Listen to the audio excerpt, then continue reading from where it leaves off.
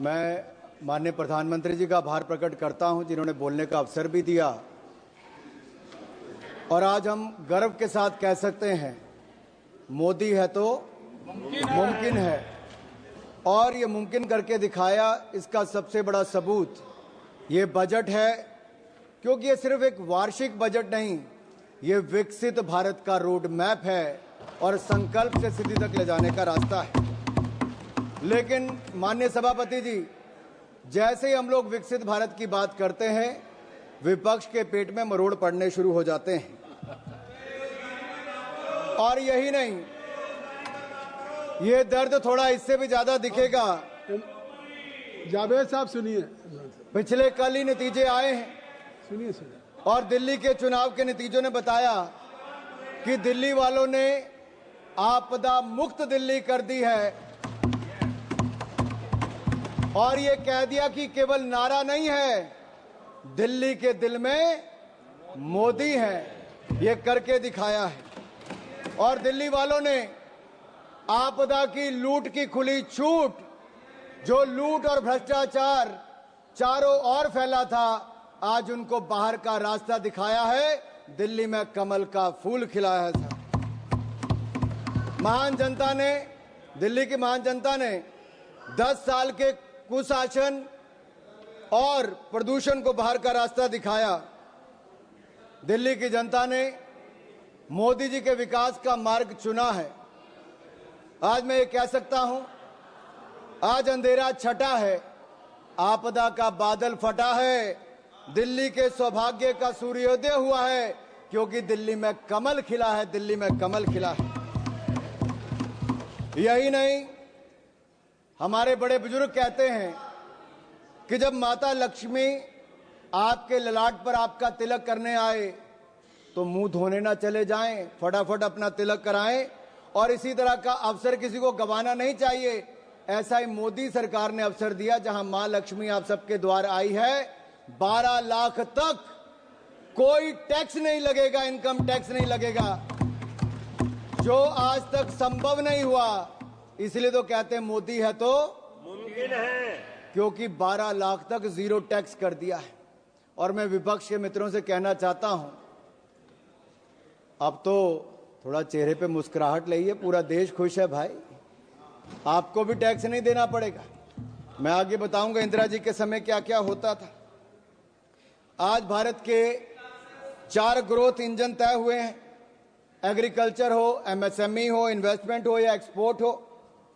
और हमने जो विकसित भारत के लिए लक्ष्य तय किए हैं माननीय सभापति जी, वो भी सन 2047 तक शून्य गरीबी होगी, गरीबों को गरीबी से मुक्ति मिलेगी। वहीं पर 100% गुणात्मक शिक्षा दी जाएगी, हर व्यक्ति को अच्छी स्वास्थ्य की सुविधा और सस्ते दाम पर दी जाएगी। और वहीं पर श्रमिकों का कौशल विकास होगा और उचित उनको रोजगार के अवसर दिए जाएंगे। हमारे विकास की भागीदारी में महिलाओं को 70% उनका योगदान इकोनॉमिक एक्टिविटीज में होगा। और हमारे किसानों के दम पर भारत दुनिया की फूड बास्केट बनेगी, यानी कि food basket of the world हम भारत को बनाकर दिखाएंगे। माननीय सभापति जी, हमारा मानना है मध्यम वर्ग खुश तो देश खुश, किसान का सम्मान तो देश का सम्मान, गरीब का भला तो देश का भला।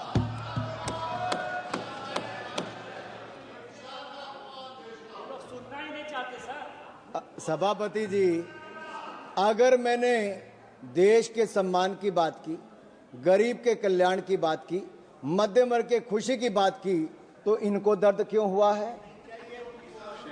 क्योंकि 60 वर्षों तक आपने दर्द दर्द और दर्द ही दिया है, और हमने दर्द से मुक्ति दिलाने का काम किया। और वो मोदी जी ने दी मध्यम वर्ग को राहत, तो विपक्ष को हुई आहत। और इनका दर्द दिखाता है, ना इनको मध्यम वर्ग से मतलब है, ना ही गरीब से। और इनका तो वही घिसा पिटा पुराना टेप रिकॉर्ड चल रहा है, कुछ नया तो है ही नहीं, नई सोच नहीं, कुछ नया कहने के लिए नहीं। महोदय, इस बार विदेशी चिंगारी ना होने का असर साफ दिख रहा है। और ये विपक्ष पर विदेशी चिंगारी न होने का असर साफ दिख रहा है। उधर चिंगारी बुझी और इधर विपक्ष बुझ गया है। समझ रहे हैं ना आप? निशिकांत जी ने सुबह बताया भी था थोड़ा सा, और समझदार को तो इशारा ही काफी होता है। इनके जमाने में इनकम टैक्स का चाबुक चलता था, टैक्स टेररिज्म था, और ये टैक्स का चाबुक चलाने वाले हमसे पूछ रहे हैं कि आपने बजट ऐसा क्यों दिया है। और राहुल गांधी जी क्या कहते हैं? नेता प्रतिपक्ष कहते हैं, Rahul ji calls it as a banded budget. अरे आप लोग घाव देते रहे, हम घाव भरते रहे। Late me say this is not a bandage budget, this is a booster budget, this is a booster budget, this is a booster shot. और जो कहते हैं कि पैराडाइम शिफ्ट की बात करते हैं, माननीय सभापति जी, मैं कहना चाहता हूं पैराडाइम शिफ्ट तो आया है।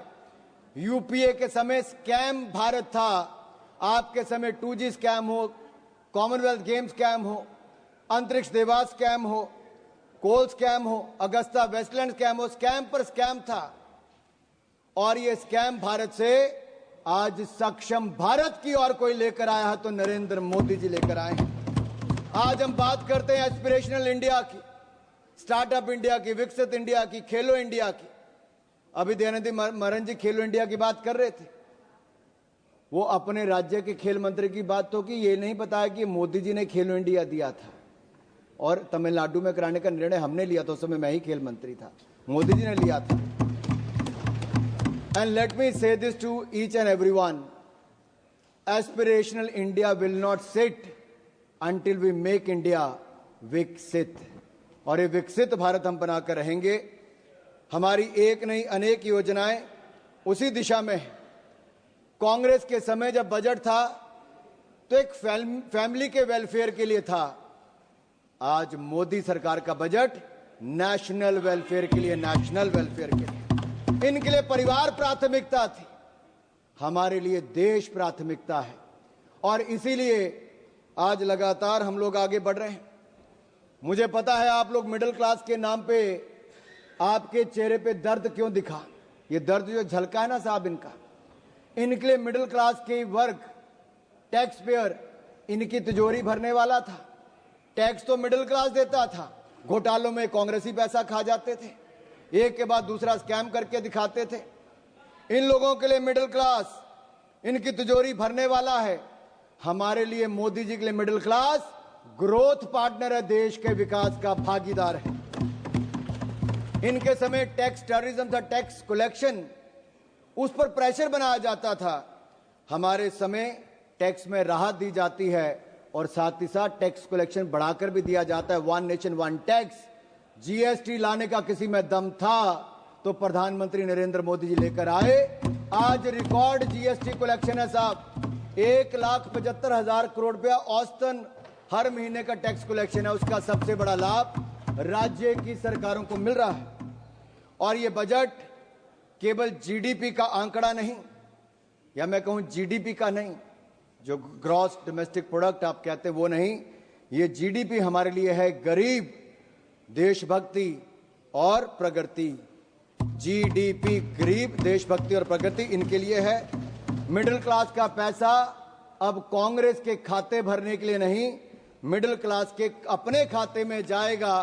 क्योंकि मिडिल क्लास के भाई और बहनों, अब आपको 12 लाख तक कोई टैक्स नहीं देना पड़ेगा, आपको टैक्स मुक्त कर दिया जाएगा। राहुल जी जीरो चेक कर लीजिए, एक जीरो और भी है।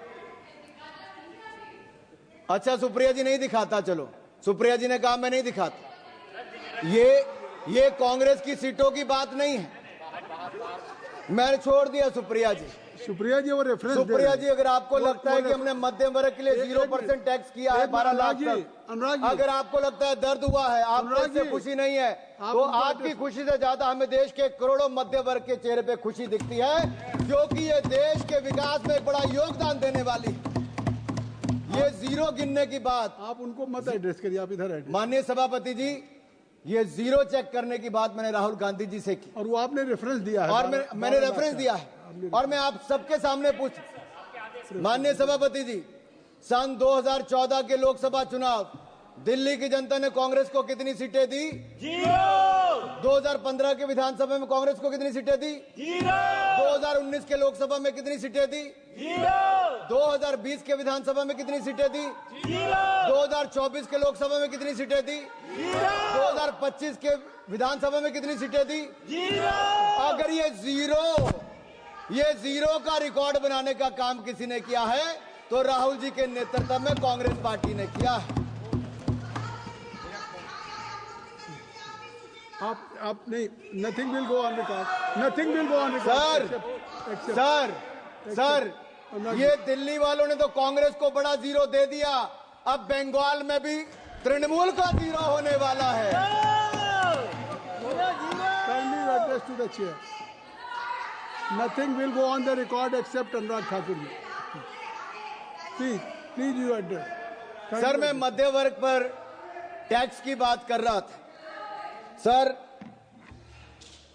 मेरा तो उस समय जन्म भी नहीं हुआ था, लेकिन 28 फरवरी 1970, सर मैं जून 1975 की बात नहीं कर रहा जब इंदिरा जी ने इमरजेंसी लगाई थी, मैं 28 फरवरी 1970 की बात करता हूं जब इंदिरा गांधी जी ने बड़ी निर्ममता के साथ इस देश के सामने मिडिल क्लास पर टैक्स लगाने की घोषणा की थी। और मैं एक टेप लाया हूं, मैं सुना दूं आपके सामने। इंदिरा जी का भाषण सुनाऊं थोड़ा सा? क्या कहा? नहीं, जमा कर दीजिए, नहीं जमा कर, आप जमा कर दीजिए। नहीं, इनमें से बहुत सारे नहीं, आप सर, अपनी बात, इंदिरा जी ने नहीं सर, ये कांग्रेस पार्टी, कहां मैं इजाजत दे रहा हूं? आप बढ़िए।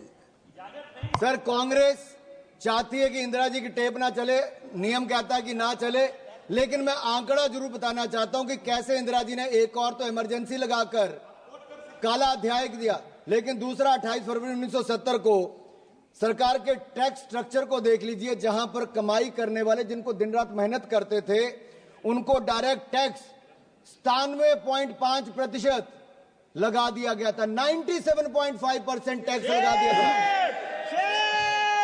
और सर, मैं सुप्रिया जी से पूछना चाहता हूं, मनीष तिवारी जी और अन्य विपक्ष के नेताओं से पूछना चाहता हूं, उस समय का 97.5% टैक्स ठीक था या आज नरेंद्र मोदी जी की सरकार में जीरो टैक्स ठीक है?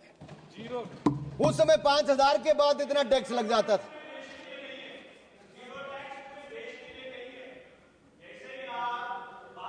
रिकॉर्ड में नहीं जा रही, कोई चीज रिकॉर्ड में नहीं जा रही है। Nothing will go on record except Anurag Thakur ji speech. Please आप कहिए। माननीय सभापति जी, आप उधर क्यों देखते हैं? माननीय सभापति, आप इधर देखिए। मैं आपको ही कह रहा हूं माननीय सभापति जी, ये मनीष जी का दर्द बहुत हल्का, क्योंकि इनकी आमदन 12 लाख से ज्यादा हो सकती है, मैं उस पर टिप्पणी नहीं करूंगा, लेकिन जो करोड़ों लोगों की 12 लाख तक की आमदन है, मैं पूरी जिम्मेदारी के साथ कहता हूं 12 लाख तक कोई टैक्स नहीं देना पड़ेगा, जीरो टैक्स है। और मैं याद करा दूं कांग्रेस के अपने मित्रों को, उस समय 5000 की आमदन के बाद 97.5% टैक्स सरचार्ज लगा के कर दिया था।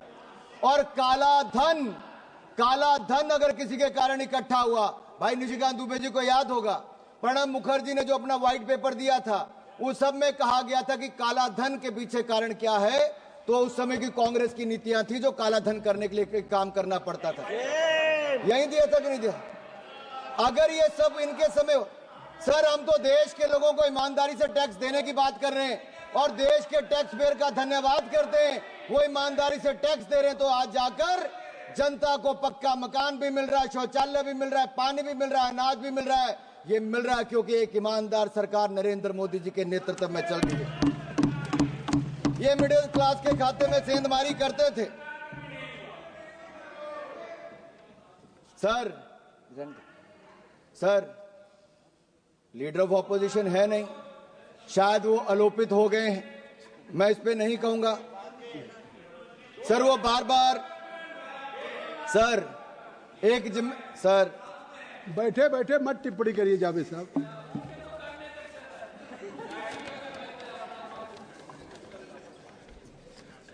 सर, मुझे एक दो बातें यहां पे जरूर कहनी है। मैंने मध्यम वर्ग की बात की, लेकिन गरीब की बात जरूर करूंगा। सर, एक राजनीतिक दल ऐसा है जिनके पहले प्रधानमंत्री से लेके मोदी जी से पहले के प्रधानमंत्री, यानी कि नेहरू जी से लेके मनमोहन सिंह जी तक, इन सब लोगों ने गरीबी हटाओ का नारा लगाया, गरीबों को छलने का काम किया और गरीबों के लिए गड्ढे खोदने का काम किया। लेकिन एक गरीब मां के बेटे नरेंद्र मोदी जी ने मात्र 10 वर्षों में कर दिखाया जो आप 60 साल में नहीं कर पाए। 4 करोड़ गरीबों को पक्के मकान बनाकर दे दिए और 3 करोड़ पक्के और मकान मंजूर कर दिए। लेकिन इनके किसी सांसद की सदस्यता जाने पर जब मकान खाली करने को कहा जाता है तो इनका दर्द तब झलकता है कि मकान खाली कर दिया, मकान नहीं है। आप सोचो 70 साल तक वो लोग कितने अपने मकान को छोड़ना पड़ता था, और मोदी जी ने तो 25 करोड़ गरीबों को मल्टी